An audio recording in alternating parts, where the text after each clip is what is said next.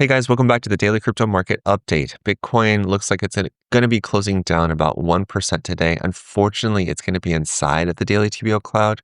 Now, this doesn't change the bullishness of the cloud or the trend. The trend is still up. It's still macro bullish.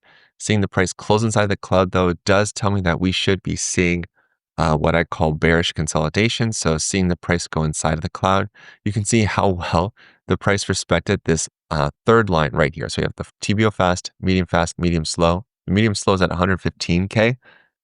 If we see a drop down there, it's honestly not that far below the current price. It's only a drop of what? Less than 2%. Metrics are all still looking not so great. On the 4-hour, we still have a TBO close long that hasn't been filled, meaning the price hasn't come up to tag the fast line yet. But on the hourly time frame, I'm seeing signs that we should see a bullish bounce. I know it seems crazy, but on the hourly time frame, I really enjoy using TBD divergence, which is a pro tier indicator available in the Better Traders Club.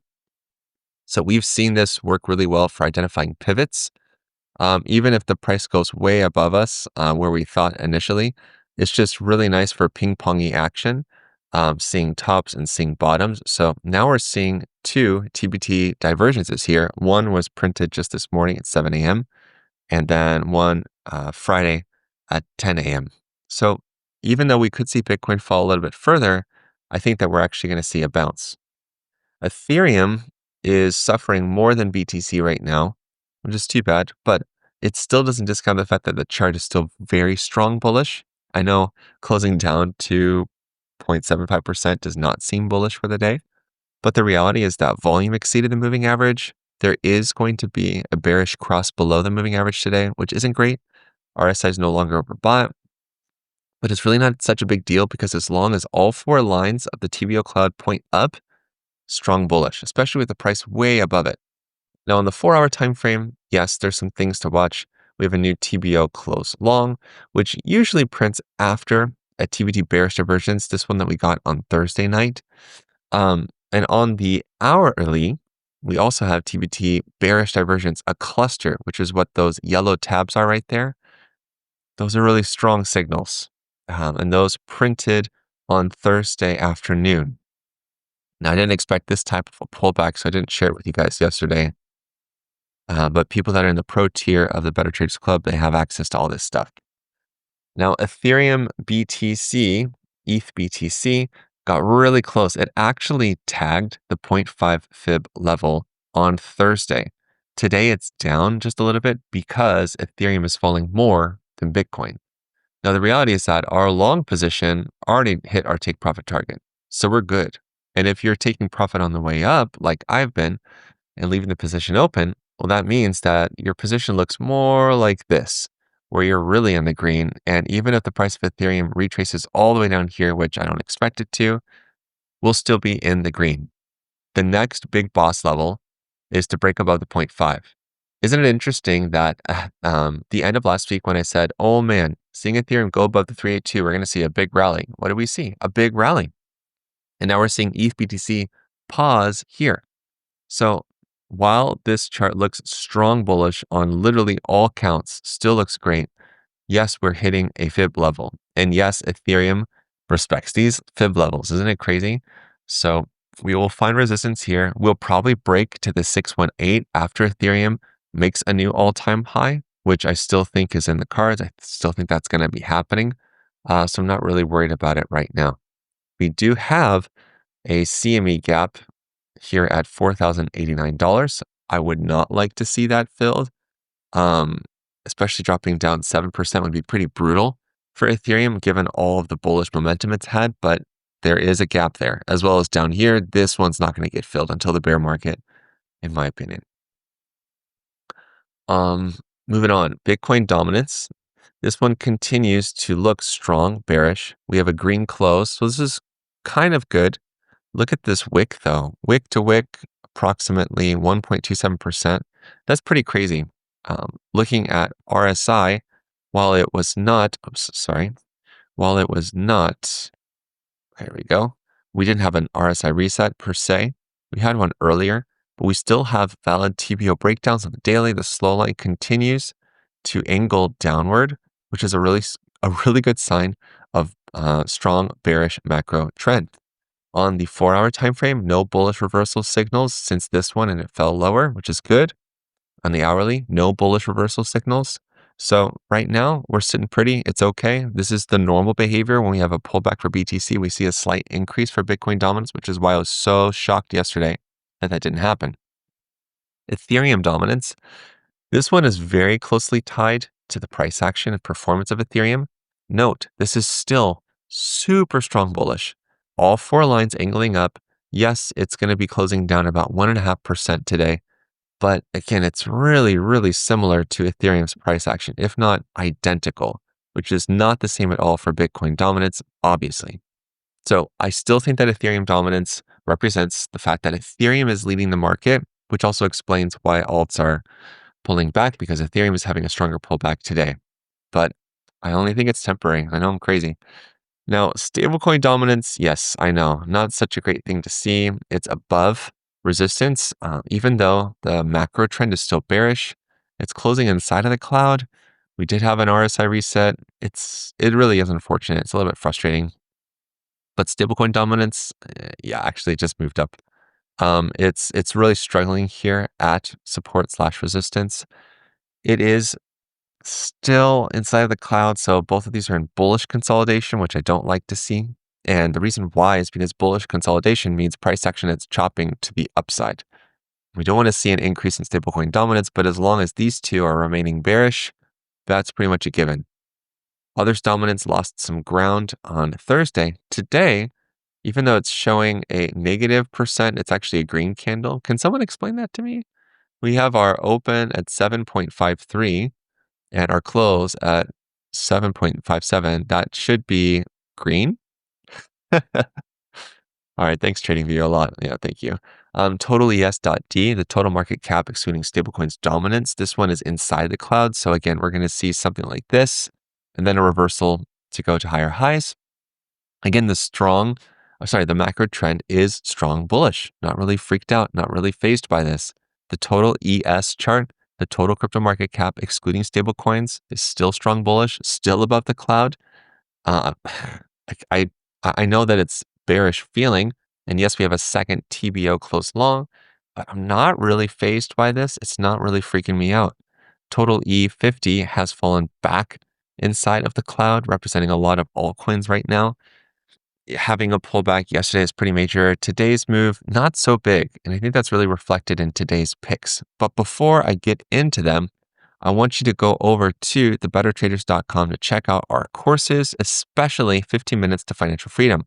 This is a great course that can teach you how to handle drawdown, how to trade these choppy markets. It comes with one-on-one coaching.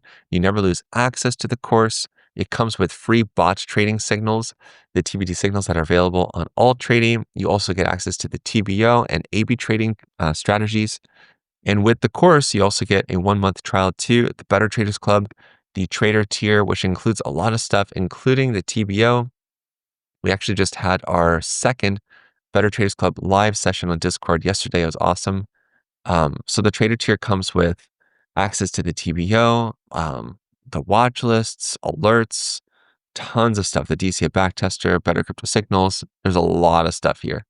And again, if you're like, okay, it sounds good, but I want to join, but I don't think I can afford that. That's okay. We have a starter tier where it's literally just $1 a month and you get a lot of great tools, including the DCA backtester, which is insane. So I want to get into today's picks, but before we get into it, you know what to do. If you haven't liked the video already, like the video.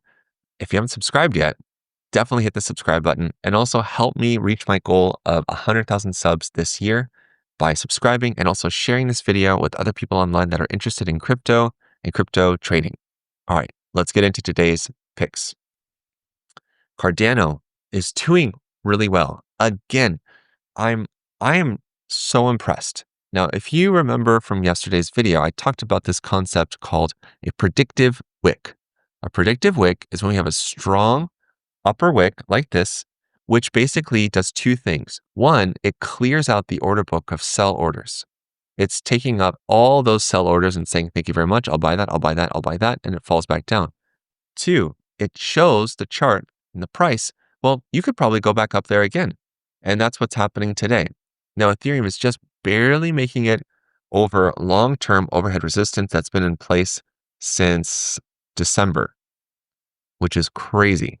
So this is actually a huge move. And it's interesting too that this is happening while so many charts are red. But you can see here clearly too, even though lots of charts had pullbacks, not everything is really suffering, which again tells me, okay, this is buy the dip. Like the market isn't fully convinced, which is insane.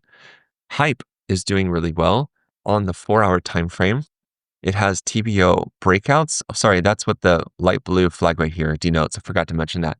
We have TBO breakouts here, really separated and ugly looking, but still valid. Hype, we have we do have 3 in a row. A little bit of a pullback. We're waiting for Hype to do its thing, but still a good move. KuCoin shares, this one has 1, 2, 3, and a nice move. It's retraced back to the fast line on the 4-hour time frame. TBT bearish divergence, but not really worried about that right now. It's short-term overbought, but it could also push up higher. Why? Because look, predictive wick, predictive wick, predictive wick. AERO continues to rip higher. This one has a TBO breakout over here on Sunday last week, retraced back to the fast line for a TBO springboard bounce, up 30%. Incredible move. Now, these orange tags right here, which look kind of weird on my computer screen. I don't know why they look like yellowy.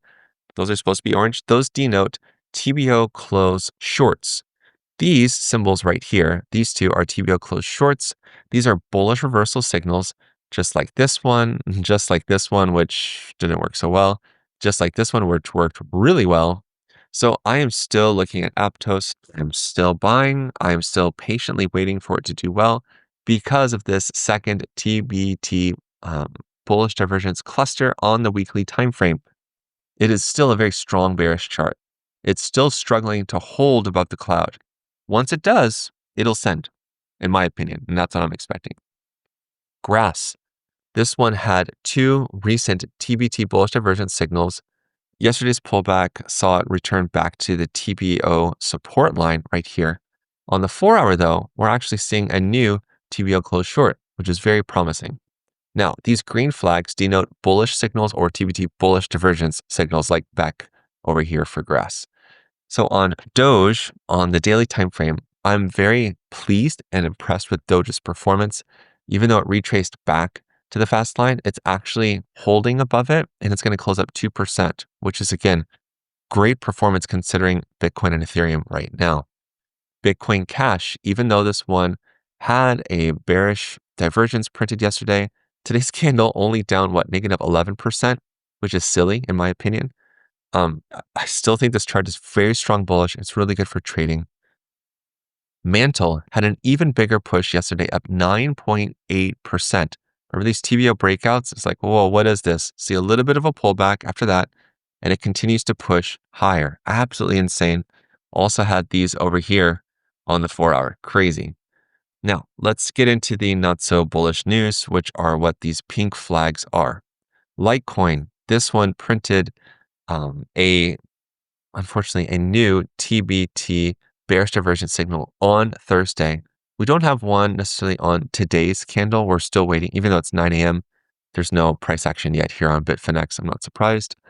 On the 4-hour, yes, some bearish price action, some bearish signals, but we've seen this so many times with Litecoin. Now, one thing that I did note on here is actually bullish, which is hard because we have conflicting signals, right? This is a bearish sign, but the slow line is moving up. The price is above the cloud. And on the hourly time frame, we're seeing some bullish reversal signals here for Litecoin. So it's not all bad news. It's just we're having a short-term pullback. Zora, this one, I've been talking about this one all week. And while I'm excited for everyone that's been buying and stuff, I've been saying, gosh, it just looks a little bit exhausted. It looks a little bit tired. When we look at volume, it's fallen off a lot this week. That's a telltale sign that it's losing strength. On the 4-hour time frame, I've been saying, okay, watch out for these TBO close longs. Now we actually have 4 of them. That's bad. I'm just going to say that's a very bearish signal. Yeah, sure, it could pump higher. It is admittedly losing steam. There are no bullish reversal signals on the hourly. We have a confirmed TBT bearish divergence signal that closed on yesterday's move down 5%. Yep, it's still above the cloud. These three lines are still pointing up, but just be warned. This one was actually requested by you. If you guys have charts that you're interested in me checking out, please leave a comment, and no promises, but I do read the comments and I do pay attention to what you guys are asking for. So Opulus on KuCoin, I know nothing about the team, the coin, the function, whatever. I will say off the bat that this is a crazy low market cap, low volume coin. The average here of volume is just crazy bad. If we look at the yellow line right here, yes, it's been up and down and stuff, but it had a low of $34,000 on average. So this is a super low volume coin, very risky. Yes, it's short-term overbought. It's having a really good push up higher.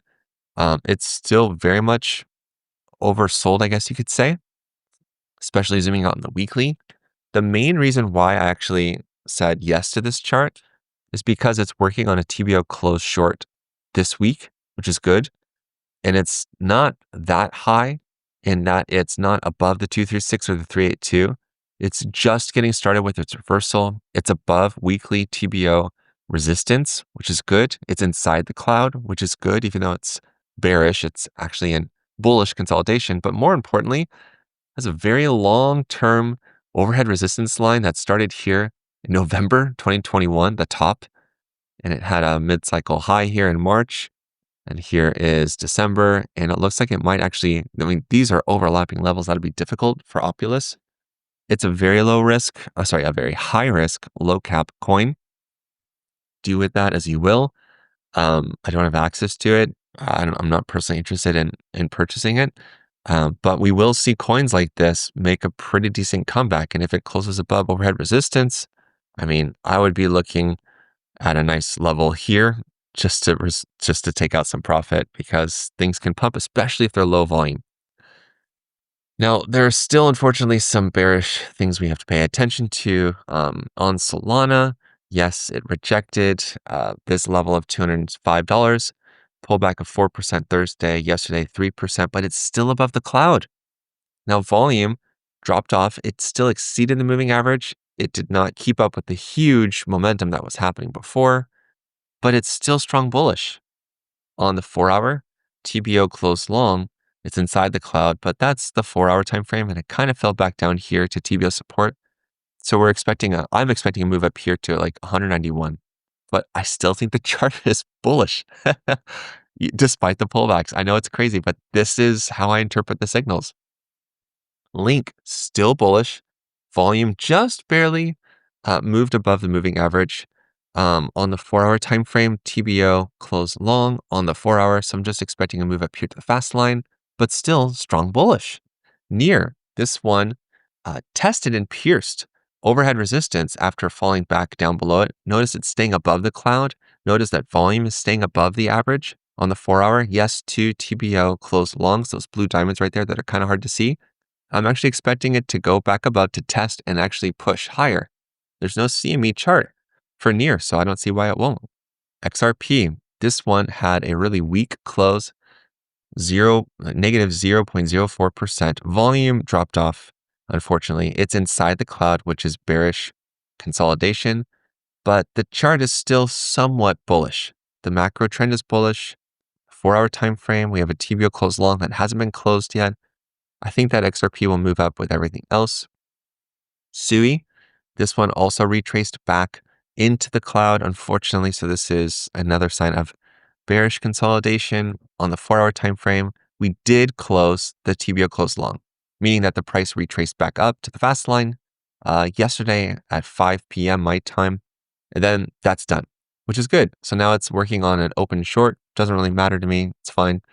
I'm actually expecting it to go back up. There is strong resistance. If we zoom out, you can see it here.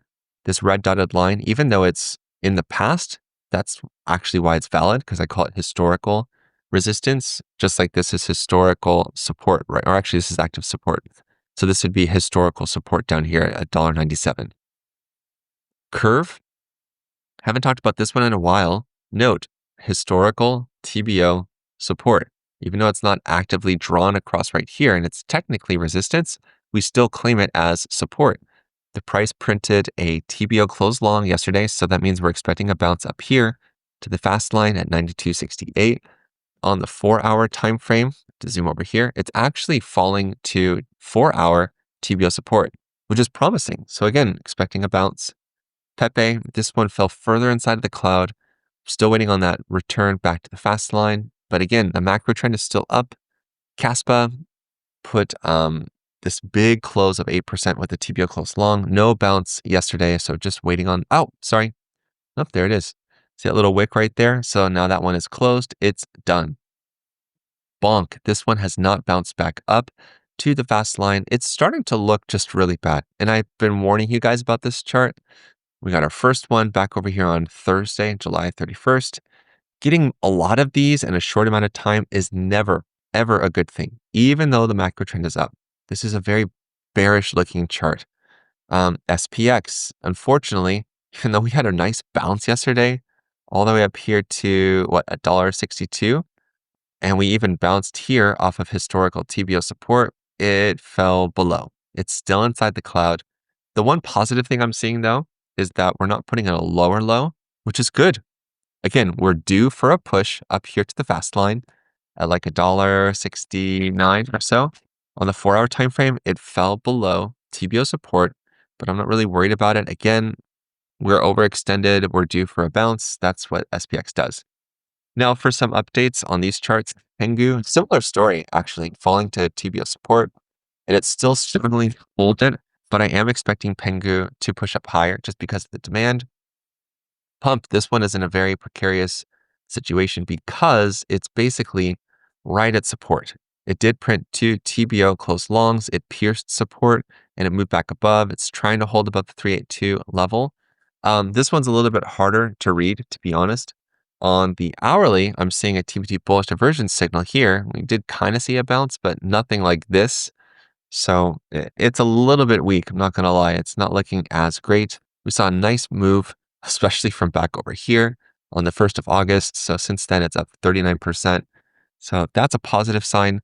Right now, it's just struggling. I really want to see it push up here to the fast line and, of course, to push back up to the 0.5, but it is starting to look weak. Farcoin, this one on the 4-hour time frame is retraced back to historical TBO support, this line back here, which is good. I am expecting Farcoin to bounce. It's still oversold and it's still overextended from the fast line. You can see that nice move up yesterday to tagging the fast line. It's a good move, good push. I like that it's not going back here to support. I like that it's not putting in a lower low, which is good. It actually put in a high.